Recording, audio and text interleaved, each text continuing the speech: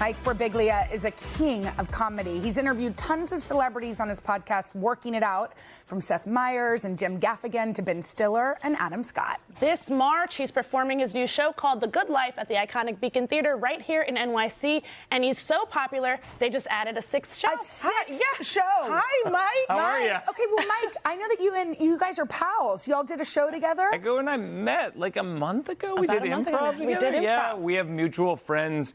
The boys named Please Don't Destroy at Saturday Night Live. Up me on the floor, very different.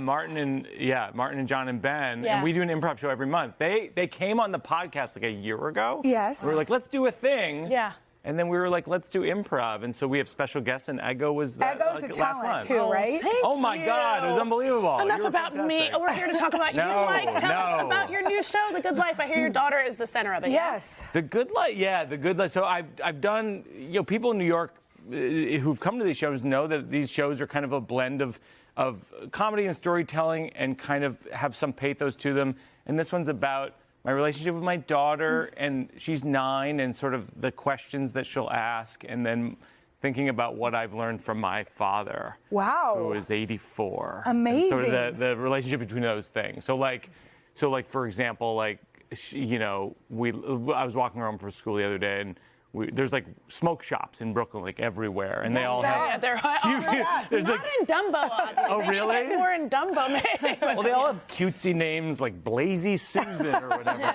Then this one, she looks up, she goes, "Dad, what's the good life?" And I was like, I don't even know. You know what I mean? Oh my gosh. Like, it's not what I'm doing. Well, I heard she's sort of already surpassed your intelligence. Well, what is she, third grade, fourth grade? Well, she's age 9, Yeah. and I've realized that my intelligence level is age 8. Okay. I just don't, it's that point where I'm like, oh, I don't know that much, and neither does my wife. My wife's a poet, I'm a comedian. Together we know nothing. We've read hundreds of books about leaves. We can't explain leaves that well. But that's sort of what the show is about, and I'm excited. It's at the Beacon, which I love. Yeah, the Beacon's an amazing It's place. really a theater, good theater. What you say, audience interaction is the best part of the show. Do you have a I good love it. It's so story about funny. We were talking about this on my podcast this morning with Hassan Minaj. We were talking about how audience interactions can be one of the best things for developing material. Yeah. So I have one in my show right now where I talk about how no one teaches you, for example, how to be married, right? Or be in a relationship. Yeah. So I say, for an example, I go, my wife seemed down. We were picking up our daughter from school, and I was like, "What's going on?" She goes, "Nothing." But it wasn't nothing. Yeah. And it was that moment where it's like, do you probe or do you let it lie?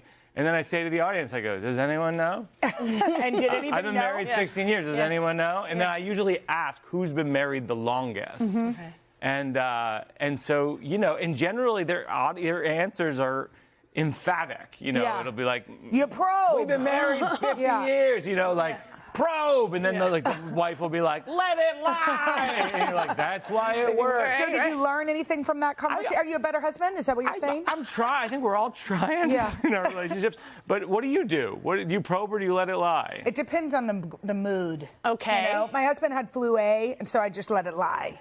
What's Flu A? I keep telling Jenna it sounds like a rapper. What's Flu A? I just call him straight up flu A. It's A. a strain, but it makes you slightly grumpy.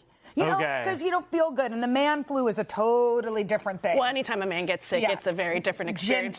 Gentle, fragile. That's interesting. My wife always says that. She goes, when you get sick, you cry. Totally. I go, I do not cry. Totally. This is invented out of thin air. Yeah, but do you take care of your daughter, for example, when you get sick, or you have to be kind of quarantined flu A style? I think I'm pretty good when I'm sick. I don't know. Men in general or not. But I don't know. Okay, so you have this great podcast. You've had thanks. Tons of people, almost every comedian on it. It's been so fun. What have you learned from some of your fellow comedians?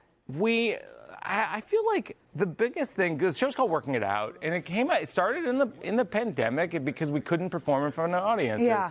And so it was kind of like, well, let's work out. That's why it's called Working It Out. We work out material in real time.